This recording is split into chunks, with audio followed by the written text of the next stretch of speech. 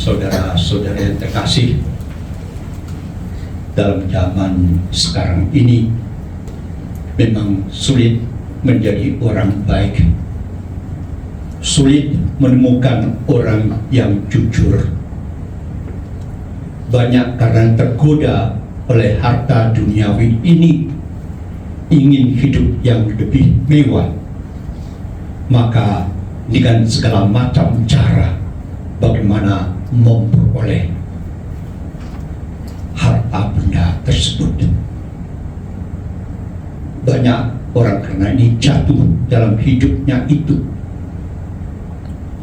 Cukup banyak kita melihat juga, meskipun ada orang yang memiliki harta berlimpah, namun kalau hatinya hanya dipusatkan pada dunia ini dan menganggap bahwa dengan hartanya itu dia bisa memperpanjang hidupnya itu, sungguh kasihan suatu saat, dan dia tidak tahu juga kapan dia akan mengakhiri kehidupannya di dunia ini.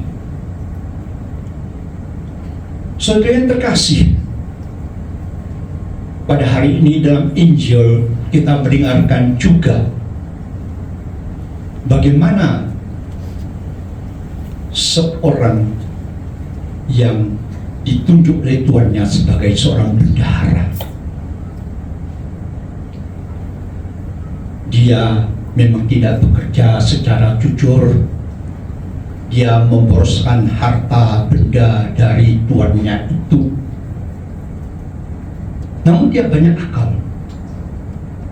Hari ini Yesus memuji dia bukan karena dia sebagai bendahara tidak jujur, tapi karena dia cerdik, bagaimana dia mengatur supaya dia bisa mempunyai jalan keluar. Bagaimana kalau seandainya tidak digunakan lagi. Memang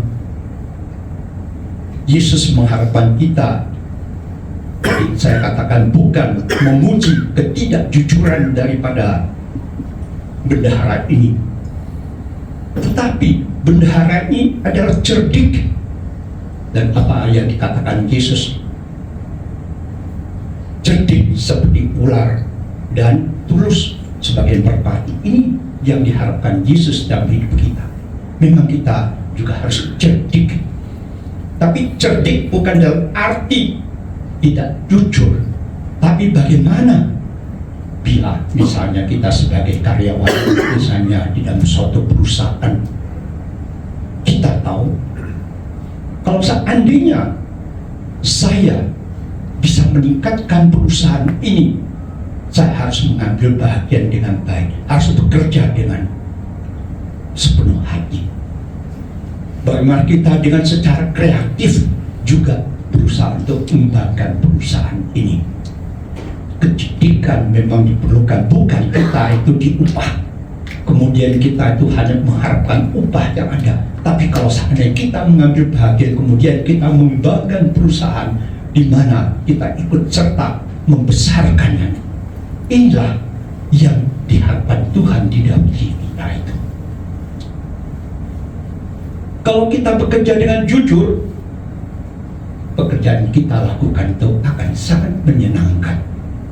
Kita tahu pasti kita bekerja dengan jujur, bukan saja pimpinan kita itu akan menghargai juga, tapi Tuhan yang kalian imani itu akan melihat, wah, ini anak-anakku yang sungguh-sungguh bekerja secara tulus.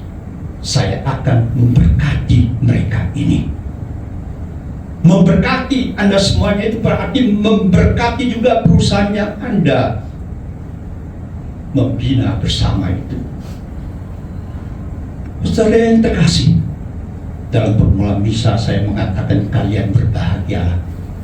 Pak Gondo, Pak Hendro, ya, bagaimana setiap Jumat memberikan kesempatan kepada Anda semuanya itu. Bukan saja kalian harus bekerja keras, memang kerja keras itu perlu, tapi bagaimana kita mendekatkan diri dengan Tuhan sendiri. Bukankah di dalam bacaan pertama dari Rasul Paulus kepada jemaat di Filipi, lalu Paulus sambil menangis dia mengatakan, begitu banyak orang menjadi musuh Kristus. Begitu banyak orang yang hanya memperhatikan perutnya sendiri. Coba lihat kita, pemerintahan kita yang lalu. Bagaimana banyak pejabat-pejabat hanya memikirkan akan dirinya sendiri. Korupsi terjadi di mana-mana hanya untuk membahagiakan dirinya, dan belum tentu dia merasa bahagia. Bahkan kita dengar juga, misalnya ada jaksa yang mungkin selama puluhan tahun kemudian dia menumpuk hartanya sampai triliunan, kemudian emas juga sampai entah 50 kilo. Namun sekarang bagaimana perasaannya itu setelah ditangkap? Membahagiakan? Pasti tidak.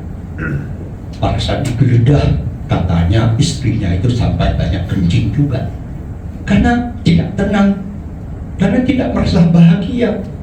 Uang yang begitu banyak itu tidak bisa untuk memberikan kebahagiaan apapun. Memperolehnya secara tidak jujur, maka juga dia tidak akan memperoleh bahagia seperti orang yang sederhana. Dia memperoleh dengan halal, maka dia juga akan merasakan hidupnya itu senantiasa diberkati oleh Tuhan sendiri. Saudara yang terkasih, oleh sebab itu kita yang percaya kepada Tuhan hanya hendaklah jangan kita memikirkan akan hal-hal duniawi ini saja. Syukur bahwa para pastor yang mengajari kalian itu tidak seperti Mahathir itu pernah mengeluh, bilang bagaimana orang Melayu itu bisa menjadi bodoh, karena ustadznya itu hanya mengajar hal-hal yang ada di surgawi saja, jadi tidak memperhatikan juga bagaimana hidup di dunia ini. Tapi Paulus pada hari ini mengingatkan kita lalu jangan mengatakan, saya tidak perlu untuk memikirkan hal yang di atas, saya itu hanya memikirkan hal-hal di dunia ini. Tidak, justru Paulus mengingatkan kita, jangan hanya memikirkan hal-hal di dunia ini saja. Boleh kerja keras, boleh memperoleh segalanya itu dengan jujur, boleh kamu menikmati apa yang kamu peroleh di dunia ini. Tapi ingatkah kamu bahwa kamu adalah sebagai warga kerajaan Allah? Warga kerajaan Allah, hendaknya kita itu bagaimana hidup kita itu memang sesuai dengan panggilan kita yang ada. Saya merasa sungguh bersyukur di tengah-tengah Anda semuanya itu. Begitu banyak orang tidak ada kesempatan untuk berdoa bersama, tapi kalian berbahagialah. Tuhan melalui pimpinanmu juga bagaimana mengatur sedemikian rupa bahwa kalian memang perlu bekerja dengan keras. Kalian itu diharapkan juga sebagai seseorang yang penuh kreativitas, mengembangkan perusahaan ini. Kemudian kalian itu bukan hanya diajak untuk menikmati kebahagiaan yang ada di dunia ini, tapi juga mengingat hubungan dengan Tuhan sendiri. Inilah yang sulit dicari, sulit, saya katakan sulit. Bagaimana masih bisa mengajak Anda semuanya itu untuk mengucap syukur pada Tuhan? Saudara yang terkasih, Tuhan Yesus mengharapkan kalau Tuhan telah memilih kamu, Tuhan telah memberikan talenta kepada kamu, kembanglah talentamu. Berusahalah cerdik juga, tapi bukan cerdik dalam ketidakjujuran, tapi berinovatif. Bagaimana mengembangkan apa yang merupakan tugas kalian itu dengan sepenuh hati. Apa yang kalian kerjakan akan menambah kebahagiaan di dalam hidupmu. Tidak merasakan bahwa tugas-tugas yang diberikan itu merupakan beban di dalam kehidupan kita itu. Tapi justru saya merasa makin berkembang. Ini yang perlu.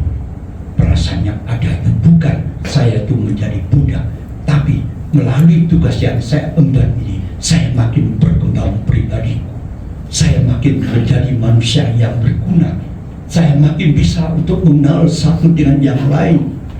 Saya menghargai yang satu dengan yang lain. Inilah di mana kita memang sungguh-sungguh harus menjadi warga kerajaan Allah. Selain kita berusaha di dunia ini memperhatikan sesama kita di dunia ini, kita juga selalu senantiasa mengucap syukur pada Tuhan melalui kesempatan-kesempatan yang telah diberikan Tuhan melalui pimpinan kita ataupun orang-orang yang lain.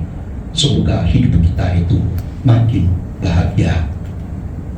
Amin.